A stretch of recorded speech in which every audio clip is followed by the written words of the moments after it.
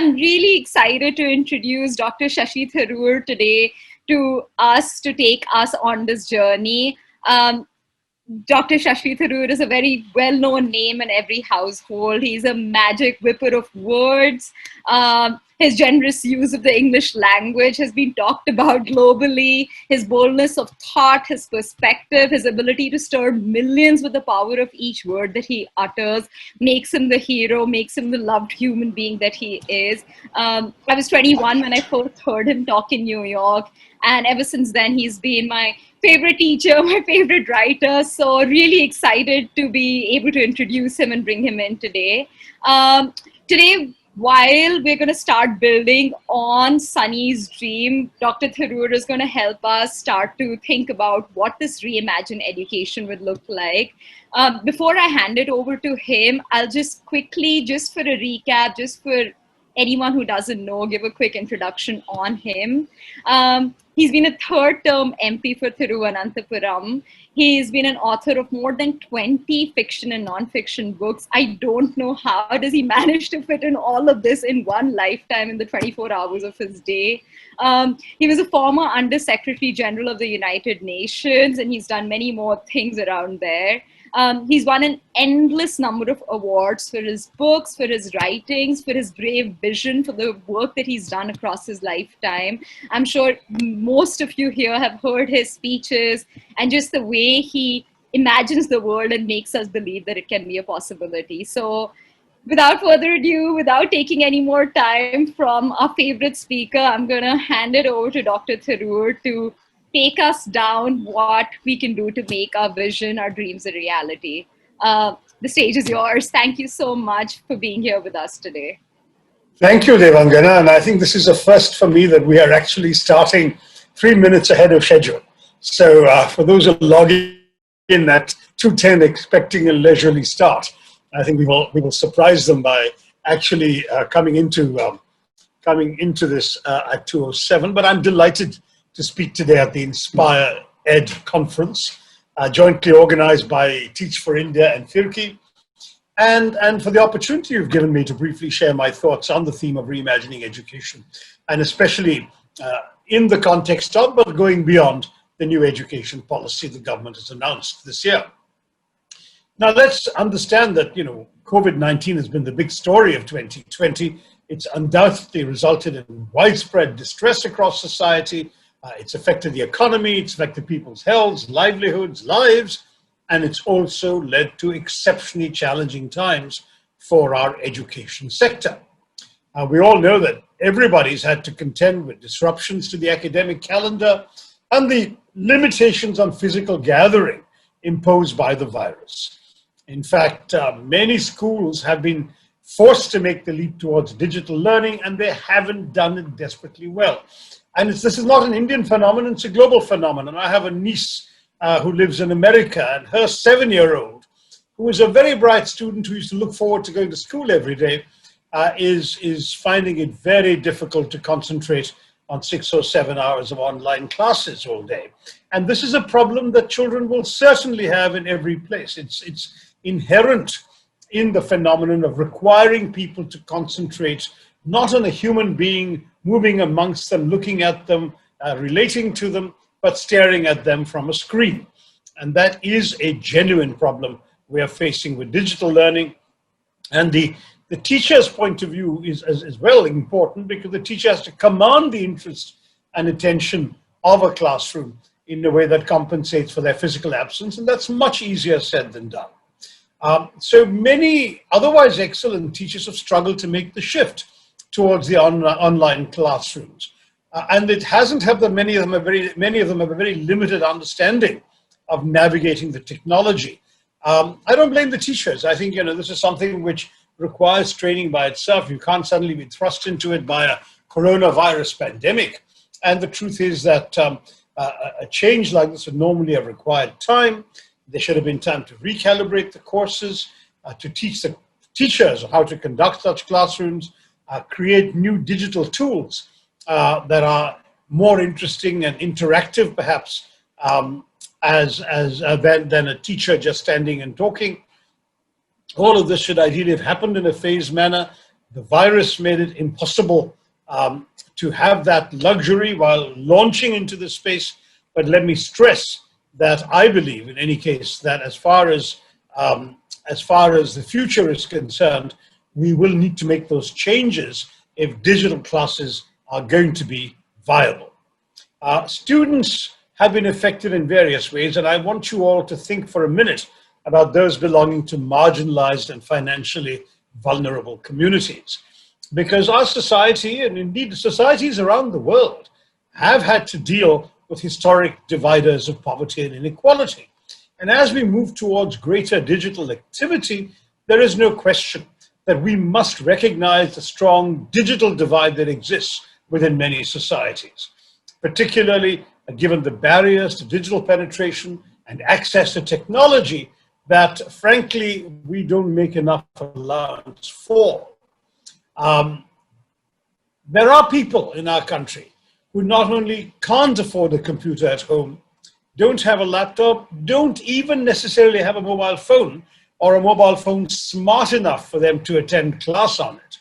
And what is more, even if they have a mobile phone, some of them in a pandemic environment can't afford an internet connectivity data pack. Think of a daily wage worker, think of a rickshawala, a chaiwala, a vegetable seller. How on earth are we going to actually take into account the genuine challenge that such a person would have? And I'm sorry to say that the sudden push towards digital learning has left a number of our students and their families in considerable distress. I've still not gotten over the terribly painful story from my own state of Kerala of a class 10 topper, a Dalit girl from a poor family. Her father was a daily wage worker and he'd had no work since the lockdowns began. So there was no income in the house. They could barely manage to eat. He certainly didn't have a mobile phone. The Kerala government, which is actually a communist government, decided to attend to such students by offering the same online classes via television on free government channels. But they only had one broken down black and white television. The father wasn't making enough money to repair it. And this girl, who was the brightest student in her class, consistently the topper in her class, watching all the others go ahead of her, went and committed suicide. It's a terribly painful story. And one hopes and prays it will not be replicated again. But the truth is, educators and educational policymakers cannot afford to forget such tragic realities in our country. And so while we reimagine education, we must imagine it for everyone. Our imagination must embrace the marginalized, the vulnerable, financially vulnerable families who are naturally disproportionately affected by our current push towards digital learning. And I do want to say that I've been paying attention to the buzz around the educational technology space. Many are claiming this is the future of education in our country. I think even in today's Times of India, I think it was, or the Hindu, I've forgotten which one, there was an op-ed about trying to imagine a highly digital future where the teacher will not be teaching, but will be an enabler of digital technology. As far as I'm concerned, that may be overlooking some genuine problems and realities in our country. Now, at the same time, the online educational technology market is huge in global education. Worldwide, before the coronavirus, they were predicting that $250 billion with a B would be spent on edtech, and venture capitalists are pouring money into edtech companies. All major technology companies are growing sales teams in the education vertical. And with the pandemic, as we mentioned already, the rush to educate in school, university, even postgraduate settings is frenzied, as are the skills acquisition and corporate training markets online. So there's an enormous amount of stuff happening in this space. At the same time, concerns are rising in the opposite direction. Even Bill Gates, no less, has suggested that online education is not the answer, that face-to-face school experiences are irreplaceable.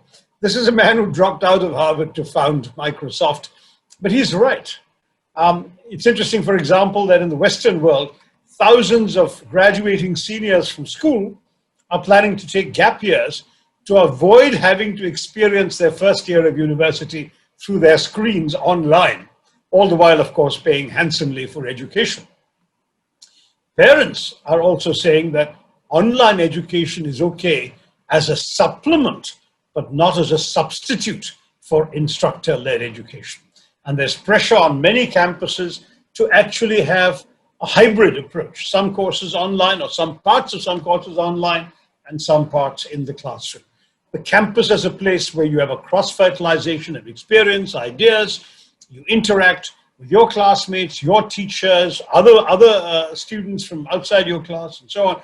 All of that is also a vital part of education. Now, while we are reimagining education as policymakers and educators, we must recognize that the digital learning ecosystem does present opportunities that we as a society must be open-minded towards. But we must strike a careful balance between the allure of the digital classroom and recognizing the existing realities in India, of barriers to access, of affording the hardware and software required to participate in online class, of limitations to know-how, even 24/7 electricity we can't take for granted, let alone broadband last-mile connectivity. And the challenges of replicating a live classroom setting virtually should not be underestimated. So I really feel it's important that our education sector not see a rift between the privileged and the marginalized, because inequality would considerably disadvantage those for whom education is the means to an empowered life. Middle-class parents and lower middle-class parents throughout our country put all their hopes in education for their children because they genuinely believe that it's education that's going to give them the key to open the door to greater success in jobs, careers, and livelihoods. And we cannot reimagine education if it promotes the disenfranchisement of such people and of the weaker members of our society. That would be a disservice to our nation. At the same time, while we focus on ensuring a more equitable education space in the future, we must pay close attention to the quality of education we provide our students.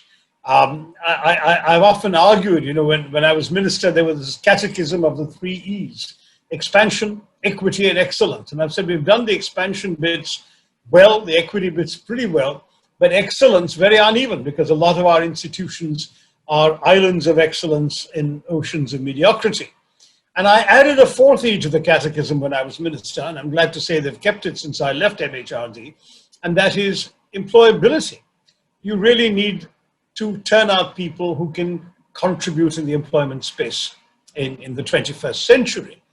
But the fact is that the way in which we do it is also terribly important. Some of you may have seen my speeches on YouTube extolling the importance of developing not a well-formed mind, as we all had. My generation had teachers who stuffed and crammed our head full of facts and figures and dates and calculations. We had to know everything by heart. And in some ways, it stayed us in good stead in terms of being able to reel off lines of Shakespeare or do mathematics in our head. But that kind of well-filled mind is essentially an irrelevant kind of mind in the 21st century, because we have to reimagine education as not requiring a well-filled mind in the real world. In the real world tomorrow, somebody who didn't remember those lines or make those calculations or mug up those mathematics tables can get the answer she wants with 2 clicks of the mouse. So what we need really is not a well-filled mind, but a well-formed mind. And when I say a well-formed mind, I allude to Einstein's famous comment that the true mark of education is what's left behind in your head after you've forgotten everything you studied for the examinations. A well-formed mind deals comfortably with unfamiliar facts, deals with information it hasn't encountered in a textbook or in a teacher's classroom lecture, and is able to find problem-solving approaches to those facts and figures. This is what we need in the 21st century. We reimagine education. We have to pay attention, for example, to the finding of the Oxford Martin School in a report a couple of years ago that said that by 2030, which now you realize is only 10 years away, by 2030, 30% of the jobs in the world will be jobs that do not exist today. Now think of it. How do you prepare your children for jobs that don't exist today? There are no techniques for them to learn by heart. There are no manuals for them to study and digest and regurgitate in an examination hall. You can only teach them to prepare for the unanticipated, the uncreated, the unimagined, by teaching them not what to think, but how to think. Teaching them not what to read, not what to understand, but better still, how to read and how to understand. Our students who will go on to form the next generation to run our country will have to handle the responsibility of solving the new problems of our complex and challenging world in the hope of creating a sustainable, just and prosperous future. And they will require to do critical thinking across disciplines, science, technology, humanities. The barriers between them, as the new education policy recognizes, will have to fade away. Many of these problems too will be problems that don't exist today. So a capacity for innovation, for problem solving, for thinking out of the box must be carefully nurtured amongst our students. That's what we don't do enough of. And when we reimagine education, let's reimagine education where the teacher is not expecting that child to regurgitate the textbook or the teacher's lecture notes, but is expecting that child and has trained that child to think independently for herself. Now, experts like Professor Karthik Muralidharan, I think are going to be speaking to you. Karthik, I believe, is going to be speaking to you as part of Inspire Ed shortly. He and others like him have pointed out that our education sector is afflicted with a toxic combination of inequalities, rote learning, and low practical skills. And the end result is that Indian students struggle to make good use of their education. A recent study of government schools in Delhi, for example, has given me some shocking details. The average student is about 4.5 years behind the appropriate competence for their age. So in other words, the average class 7 student is reading at about the end of class 2, beginning of class 3 level, is doing maths at that level.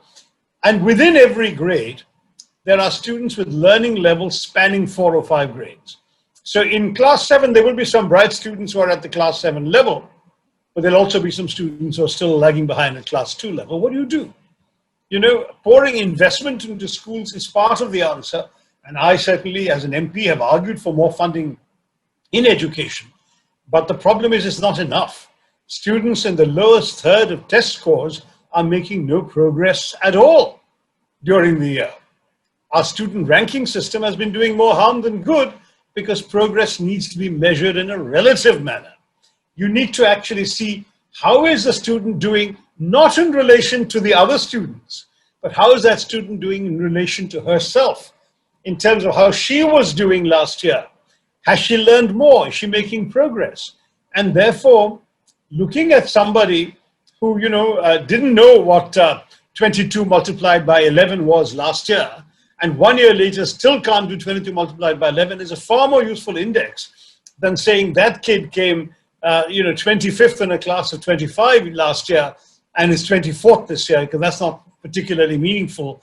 She hasn't made the progress that you want her to make in terms of learning outcomes. And the emphasis on learning outcomes is increasingly important. Teaching is more important, frankly, than theory. I don't mind the reduction of curriculum content, though I obviously have views on what should be retained, what's necessary for every child to know. But I think it should be that teaching and learning is oriented towards the child being equipped to live in the real world of the 21st century.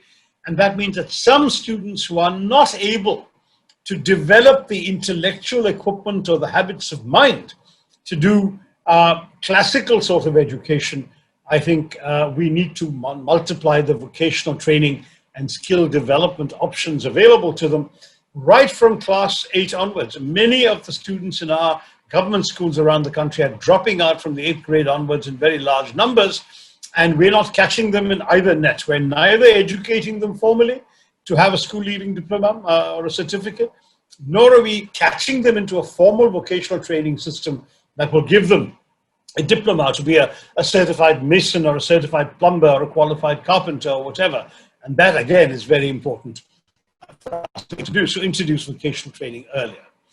There's many good things about the new education policy, and I mean, it's a lifelong interest of mine in my work as an MP, and I'm running out of time, so I'll be very brief. But I will say that one of the things I particularly welcome in the policy is the number of things that got cut out of the previous draft a year ago, which I had objected to, and I'd spent 2 hours with the education minister taking him through my problems, and I'm pleased to say many of the things have been cut. The tendency to head for what some of us call saffronization. Saffron is a lovely color, I wear it a lot, but the fact is that saffronization, the political sense of a very narrow-minded, bigoted Hindutva agenda in the teaching of history, science, and so on, culture, that is actually unwise, and the government has moved away from that. Similarly, as somebody who believes very strongly in India's unity, I was dismayed by the earlier attempts to force Hindi on southern states and northeastern states and so on, and I'm glad the ministry has moved away from that and reaffirmed the 3-language formula. And the two very strong positive things I like are at the school level, reducing the rigid separation between streams, between arts and sciences, encouraging a student who's, say, good at history and good at physics to do both is wonderful. And I think that's really, really helpful. Create a core of people who are intellectually polyvalent. And the other thing at the university level is the emphasis on the university industry interface. That's something I was an advocate of when I was a minister. We got Mr. Narayana Murthy to do a very good report on this. And it's been neglected for some time, but if you can basically ensure that our industries are connected to our universities, that universities are doing research for real companies, which are giving the seed money for that research, and then perhaps sharing the royalties and so on out of that, we can emulate what goes on in Silicon Valley or the Raleigh-Durham Triangle in America and make that work. But there are at the same time a number of challenges in the new education policy. On the whole, it tends to suffer from centralization. There are a number of lofty goals, but there's been no convincing mechanism laid out for achieving them. And there's, unfortunately, some really unrealistic targets. The goal of spending 6% of GDP on education is one I've heard all my life. It was first articulated in 1948. The Kothari Commission mentioned it in 1968. The new education policy of 1986 mentioned 6%. And every government since I've come into Indian politics has talked about 6%.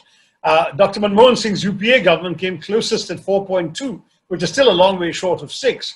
But in the budget cuts of the last 6 years, education is now more like 3% of GDP and is bound to go down further. So I think announcing a target that the finance ministry will not let you fulfill is, to put it bluntly, a bit hypocritical. Similarly, some of the unrealistic goals of 50% gross enrollment, for example, in higher education, when currently we are more at 25.8, and 100% gross enrollment in secondary school, when in fact by class 8 we're down to 68%, and it keeps going down almost every year till class 12. How can this be met without a very sustained effort, strongly backed by resources, by high quality teachers and more teachers, by more resources being deployed to the process of actually retaining students? I just don't see this happening. And the same goes for the goals on research. Government spending on research has fallen from 0.84% of GDP during UPA to 0.6% as of 2018. So this is something that, again, I'm skeptical about. And I must say it's been disappointing that this policy has not been discussed in Parliament before being announced, because I think we could have had a very constructive discussion and perhaps got credible answers, which are not in the policy document, about how these resources are going to be found in research, in education spending, in enrollment and retention of students, and so on. Some of the other things that are a little bit vague. How are you going to get more qualified teachers when you see that almost 90% of the teachers who take the national teacher qualifying examinations flunk? So how do you manage to get qualified teachers to fill the gaps needed in school and college? How do you manage to gloss over the fact that many government schools don't have adequate infrastructure by creating school complexes, grouping a number of schools together? Now, you can say that, yes, if let's say this school doesn't have a swimming pool, they can go a 5-kilometer drive or a 10-kilometer drive once a week to take swimming lessons in another school. Fair enough. But what happens when the schools don't have girls' toilets? No girl is going to be able to get into a vehicle and go off to another school for toilet. She'll rush back home and she won't come back. So the reality of dismal school infrastructure should not be glossed over. And I do believe that schools have to find adequate public sector funding. If we're going to shunt everything onto the private sector, which is the implicit assumption when you look at the resource questions here, then the question of affordability becomes a real problem unless you mandate by law a significant amount of scholarships and subsidized education. I'm afraid you will really create a problem. Already we have the Prime Minister saying wonderful things like schools should offer both music and mathematics. I love that. I'd love both schools to offer both. But think of the resource implications for the schools. You don't just need a good mathematics teacher, textbooks, chalkboards, equipment, compasses, whatever, but you also need a music room and music instruments and music equipment and teachers qualified to teach different kinds of musical instruments. That costs money, that costs salaries. Who's going to pay for them, for the students to take it? And if you are doing this in the private sector and charging your students lakhs of rupees, who are you leaving out? You're leaving out perhaps the next Ravi Shankar or Emma Subbulakshmi can't afford to take music lessons with you. Perhaps you're leaving out the next Einstein because they can't come into that kind of school. So shunting of cost to the private school sector without taking into account adequate provisions for affordability are very, very important to do. But as I said, good things in the policy, gaps, unrealistic targets. I've run out of time, but I do want to say this Inspire Ed session and the issues facing us all are a welcome reminder of the critical importance of open democratic debate on a topic that is so critical for our country's future. We must have answers. We are all trying to build a better India. And on this note, let me thank you all, wish Inspire Ed a very successful conference. Jai Hind. Thank you so much, Dr. Tharoor. It was a pleasure hearing you and meeting you virtually, which is the new normal. Your views are pretty inspiring, and I'd like to also let you know that we had close to 3,000 people joining us on YouTube to witness this keynote address. Would you like to share any closing thoughts for us and for the audience? Well, I think I've run over time, so I'm a bit embarrassed to encroach further on the next speaker. Let me just say that, education is very important. I grew up in a family that deeply valued it. And I'm proud that, it's something which in many ways has made me who I am, is the educational opportunities I had and seized. And I think that if we can give education of decent quality to all our citizens, if we can emphasize on learning outcomes rather than processes, if we can give them the resources needed to do it, we can genuinely make a better India. And that should be what all of us should hope to get out of the education space in the years to come. If we have to reimagine education, I want it to be an education that empowers, an education that inspires, an education that creates a better country for all its citizens. Thank you very much, Prerna. Amazing. Thank you so much, sir, for taking out time from your busy schedule. Thanks, and Jai Hind.